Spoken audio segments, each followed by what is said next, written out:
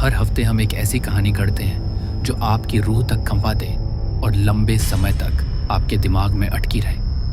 अगर आपको ऐसे ही डरावने सपने पसंद आते हैं तो हमारे चैनल को सब्सक्राइब कीजिए और बेल आइकॉन दबाइए ताकि कोई भी नई कहानी आपसे छूट ना जाए। माया शहर में अपने परिवार का कर्ज चुकाने आई थी। वह समुद्र किनारे बसे छोटे से गांव को छोड़कर आई और एक पुराने टॉय शॉप में काम करने लगी। दुकान में लकड़ी और धूल की महक थी और माया को यह माहौल बहुत भाता था। उसे खिलौने बहुत पसंद थे और गुड़िया तो उसकी सबसे पसंदीदा थी। देर रात मिलने वाले डिस्काउंट से वो अक्सर अपनी पसंदीदा गुड़िया घर ले आती थी। एक सर्द सुबह दुकान में नया स्टॉक आया, कुछ लिमिटेड एडिशन प्लश डॉल्स जिनका नाम था लुपो। सब डॉल्स तुरंत बिक गई, बस एक को छोड़कर। एक डॉल जिसके सुनहरे फर थे, नीली कांच जैसी आंखें, लंबे कान और मुस्कान जो जरा सी ज्यादा चौड़ी थी। माया ने उसे उठाया और अजीब सी गर्माहट महसूस की, जैसे यह डॉल उसका इंतजार कर रही हो। उस रात उसने डॉल को अपने कमरे की शेल्फ पर रख दिया। उसका कुत्ता रूफस, जो हमेशा खुशमिजाज रहता था, उस डॉल को देखकर एकदम शांत हो गया। उसकी पूंछ रुक गई, वह गुर्राने लगा और उसकी आंखें अजीब डर से भर गई। माया हंस दी और सोचा, शायद जानवरों की अजीब आदतें होती हैं। वह काम पर चली गई। अगले दिन माया का धैर्य खत्म हो गया। एक कस्टमर से झगड़ा हुआ, मैनेजर ने डांटा और वह घर बेहद थकी हुई लौटी। रूफस बार बार उसे शेल्फ की तरफ खींच रहा था। शेल्फ खाली थी लेकिन डॉल फर्श पर बैठी मुस्कुरा रही थी। रूफस ने उसे मुंह में दबोच लिया। माया ने खींचकर उसे छीन लिया और गुस्से में डॉल को कूड़ेदान में फेंक दिया। फिर रूफस को बाथरूम में बंद कर सोने चली गई। उस रात अंधेरे में किसी की हंसी गूंजी, एक गीली अजीब सी हंसी जो रीढ़ तक सिहरन भर दे। माया की आंख खुली। उसने बिस्तर के नीचे एक परछाई खड़ी देखी। लाइट ऑन की, वहां कुछ नहीं था। लेकिन जब उसने तकिए पर नजर डाली, डॉल वहीं बैठी थी, नीली आंखों में रहस्य भरी चमक ली। उस रात सपनों में उसने जंग लगे गलियारों में दौड़ते हुए खुद को देखा। वहां एक दैत्य था जिसके पंजे सुई जैसे नुकीले थे। वो उसका गला पकड़ने आया। माया चीख पड़ी और नींद खुली। उसकी कलाई पर हल्की लाल खरोंच थी। सुबह होते होते उन खरोंचों की संख्या बढ़ चुकी थी। रूफस गायब था। खोजते खोजते उसने किचन में भयानक दृश्य देखा। रूफस जमीन पर पड़ा था और उसके बगल में सुनहरी डॉल बैठी थी, जिसका मुंह और हाथ किसी गहरे धब्बे से सने थे।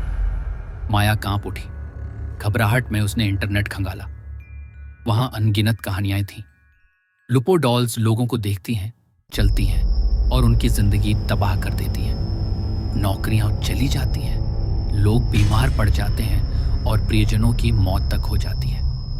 हर पोस्ट के अंत में वही छोटी सी हंसी लिखी थी। माया ने डॉल को जलाया, देखा कि कैसे सुनहरा फल काला होकर राख में बदल गया।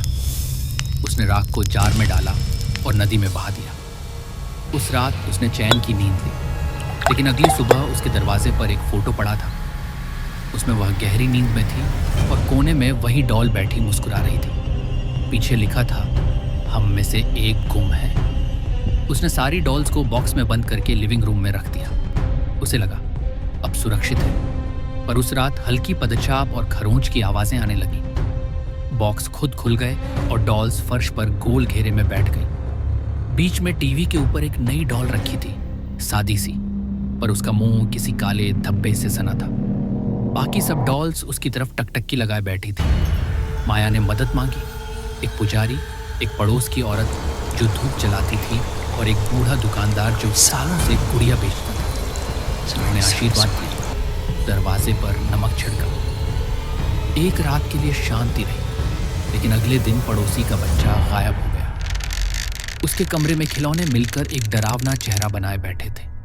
अखबारों में पहले ही छपा था कि कई देशों में लुपो डॉल्स पर बैन लगाया जा चुका है। अब माया की नींद कम होने लगी। उसने सीखा कि असली डर उस खामोशी में छिपा होता है जो तूफान से पहले आती है। उसी खामोशी में उसने फिर वही हंसी सुनी। इस बार उसके कानों के पास एक नई फोटो मिली। माया सो रही थी और टीवी की स्क्रीन में उसका प्रतिबिंब। पीछे खड़ी थी वही डॉल। पीछे लिखा था, हम वही रखते हैं जो हमारा है। माया ने बैग उठाया, कुछ ज़रूरी सामान डाला और घर छोड़ दिया। उसे लगा वह इन कहानियों को पीछे छोड़ आई है। लेकिन कुछ हफ्तों बाद उसकी बहन के घर एक पार्सल आया। मोम कागज में लिपटा, अंदर वही सुनहरी लुपो डॉल नीली आंखों से घूर रही थी और एक पर्ची पर लिखा था, घर। हम नहीं कह सकते कि लुपो डॉल वाकई किसी दानव से ग्रस्त है या बस अफवाहों का खेल, पर जो लोग पीछे छूट गए वे हमें तस्वीरें, पैरों के निशान और डरावनी हंसी की गूंज छोड़ गए। अगर आपके घर में कोई खिलौना घूरने लगे, उसकी मुस्कान बदलने लगे, तो अपने पालतू की आवाज़ें सुनिए और उस खामोशी को भी जो बहुत कुछ कहती है। अगर आपको यह कहानी पसंद आई तो सब्सक्राइब कीजिए और बेल दबाइए। कमेंट्स में बताइए, अगर आपके सामने कोई खिलौना जिंदा हो जाए तो आप क्या करेंगे? उसे जलाएंगे, दबाएंगे या कहीं भेज देंगे? हम आपके जवाब पढ़ते हैं, हम उन्हें सहेज कर रखते हैं। और याद रखिए, कुछ चीज़ें कभी खोल